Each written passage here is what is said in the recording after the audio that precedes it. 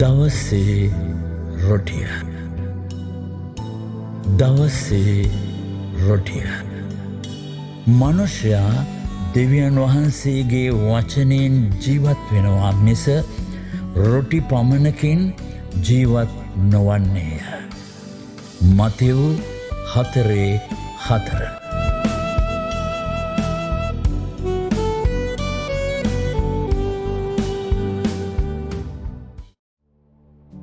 නොකඩවා යාක්ෂා කරන්න.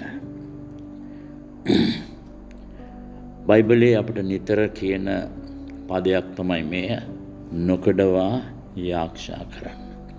ඇතැම් විට අපිට අපි කරන කන්නලව්වට එක්වරම පිළිතුරක් ලැබෙන්නේ නැති වෙන්න පුළුවන්.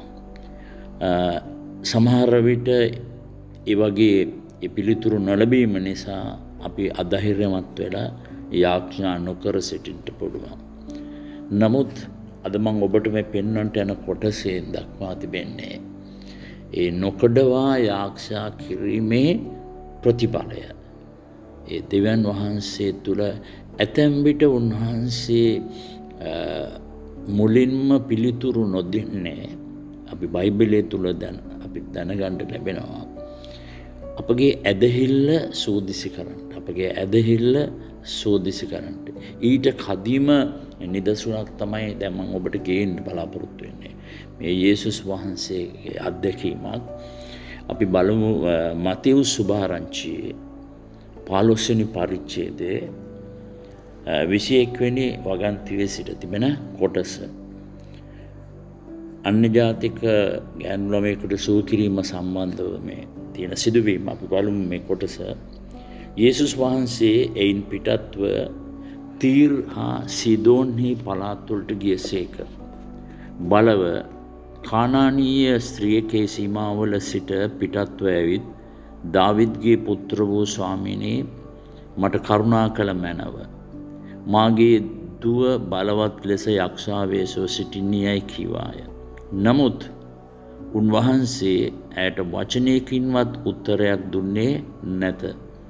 උන්වහන්සේගේ ගෝලයෝ ඇවිත් මෑ අප පස්සේ මොරගැසෙන බැවින් යන්ට හැරිය මැනවයි උන්වහන්සේගෙන් ඉල්ලුවෝය.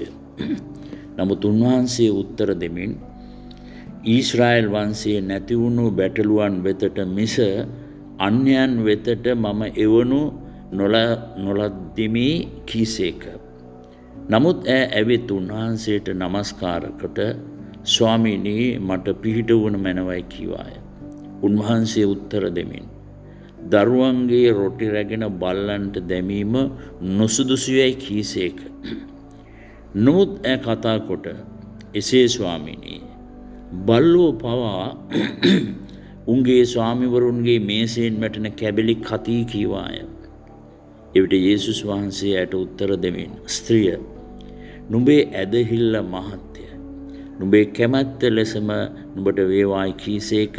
ඒ පැයේ පටන් ඇගේ දුව සුවපත් වූවාය. මෙන්න මේ කතන්දරේ අපිට පෙන්වන දෙයක්.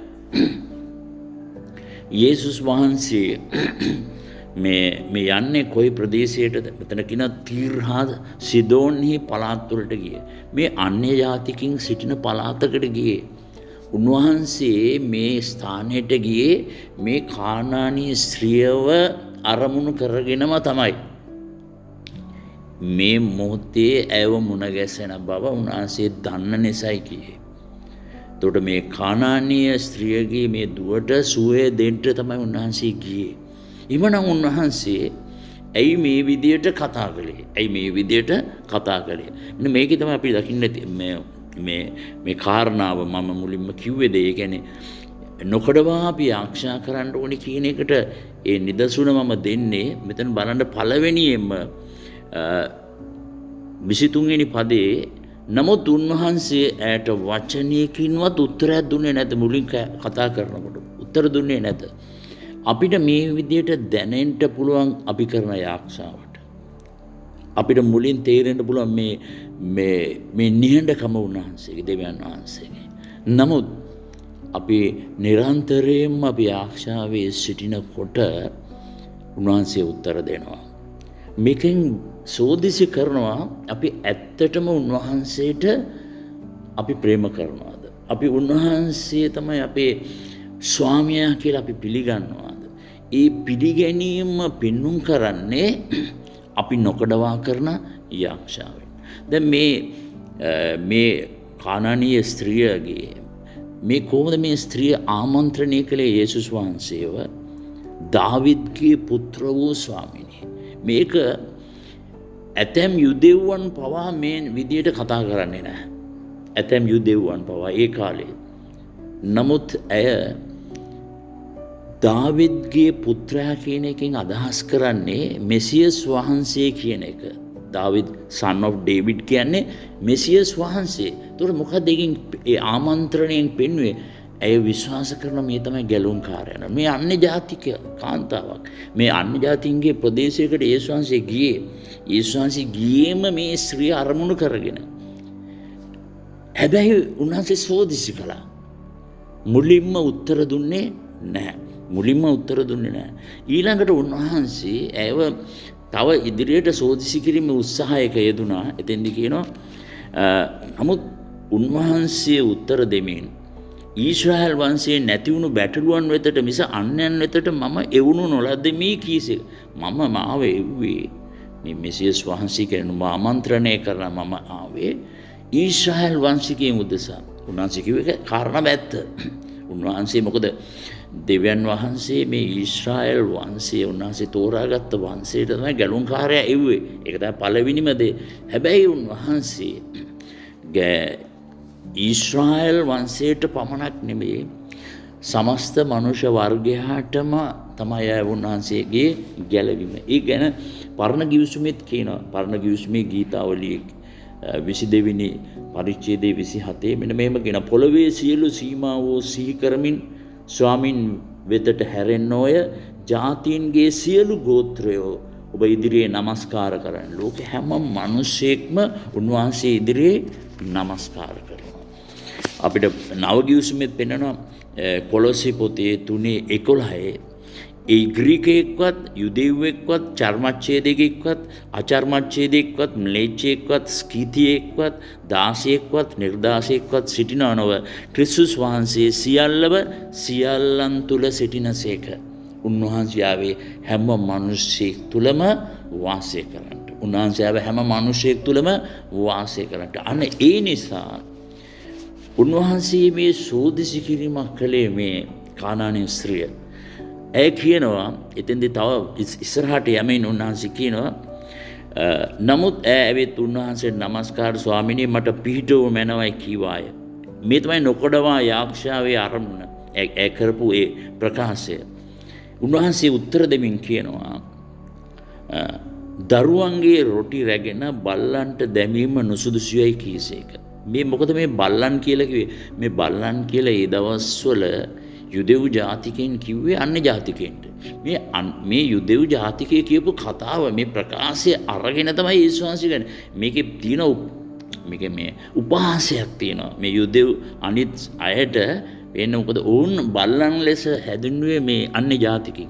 ඒක තමයි අරගෙන යේසුස් වහන්සේ පෙන්වුවේ මෙතන. ඒතර කියනවා උන්වහන්සේ උත්තරේ දරුවන්ගේ රොටි රැගෙන බල්ලන්ට දැමීම නුසුදුයි. ඒ කියන්නේ මම ආවේ ඊශ්‍රායල් සෙනග සඳහා. එතකොට මේ ගැලවීම මම අනිත් අයට දෙන්න ඕනේ නැහැ කියන එක තමයි උන්වහන්සේ ඒ උදාහරණයකින් පෙන්නේ බල්ලන්ට දැමීම නුසුදුසුයි කියේ. නමුත් ඈ කතා කොට එසේ ස්වාමිනේ බල්ලෝ පවා උන්ගේ ස්වාමිවරුන්ගේ මේසෙන් වැටෙන කැබිලි කෙටි කිව්වායි. දැන් මෙතන අදහස් කළේ දැන් මේ ඩොග් කියන අපි ඉංග්‍රීසි පදේ කියනවා. ඒ වගේම ලිටල් ඩොග්ස් කියලා මෙතන ඉංග්‍රීසි බයිබලයේ කියන්නේ. ඒ කියන්නේ ගේ ඇතුලේ ඇති කරන බල්ලන් දැන් ඒ අයට ගෙදර ස්වාමී කනකොට මේසේ කැබලි දානවා. ඒවා හරි කනවා නේද කියලා පෙරලා අහනවා යේසුස් වහන්සේගේ මේ ස්ත්‍රිය. එවිට යේසුස් වහන්සේ අයට උත්තර දෙමින් ස්ත්‍රිය නුඹේ ඇදහිල්ල මහත්ය. නුඹේ කැමැත්ත ලෙසම නුඹට වේවායි කීසේක ඒ පැය පටන් ඇගේ දුව සුවපත් වූවාය. මේක තමයි නොකඩවා කරන යාක්ෂාව. ඒ කියන්නේ මොකද? අපි සැලෙන්නේ අපිට අපේ ආක්ෂාවට නොයෙක් ආකාරයෙන් බාධාවන් වෙයි, නිහඬ වීම තියෙයි, උත්තර නොදී තිබේ. හැබැයි අපිට පැහැදිලිවම කියන දෙයක් තමයි මේ යාකෝබ් පොතේ කියනවා මේ නොකඩවා කරන යාක්ෂාව ගැන. යාකෝබ් 5:16 කියනවා එබැවින් නුඹලාගේ වරද එකිනෙකාට කියාදී සුව ලබන පිණිස එකිනෙකා උදෙසා යාක්ෂා කරන්න. ධර්මිෂ්ඨ මිනිසෙක් ඔප්පු කරන කනලව කරන කොටගෙන මහත් දේ සිද්ධ වෙයි. මොකද කියන්නේ යහපත් කියන්නේ ධර්මිෂ්ඨ මිනිසෙක් ඔප්පු කරන කනලව කරන කොටගෙන මහත් දේ ඉෂ්ට වෙයි කියලා උදාහරණයක් දෙනවා. එලියා අප සමාන ගතිය ඇති මිනිසෙක්ව සිටිය නමුත් වැසි නොවසින පිණිස උනන්දු කමින් යාඥා කරේ. ඊට 3 අවුරුදු සමසක් කියන්නේ 3 අවුරුදු මාස 6ක් රටට වැසි නොවැස්සේය. ਉਹ නැවත යාඥා කළේ ඒ විට අහසින් වැසි වැස පොළවේ පළ හටගත්තේය. නොකඩවා යාඥා කරන්නට. අද දවසේ ඔබට ගෙනාපු පණිවිඩය මෙයයි. අපිට මුලින්ම දැනෙන්න පුළුවන් අපේ යාඥාවට උත්තර නැහැ.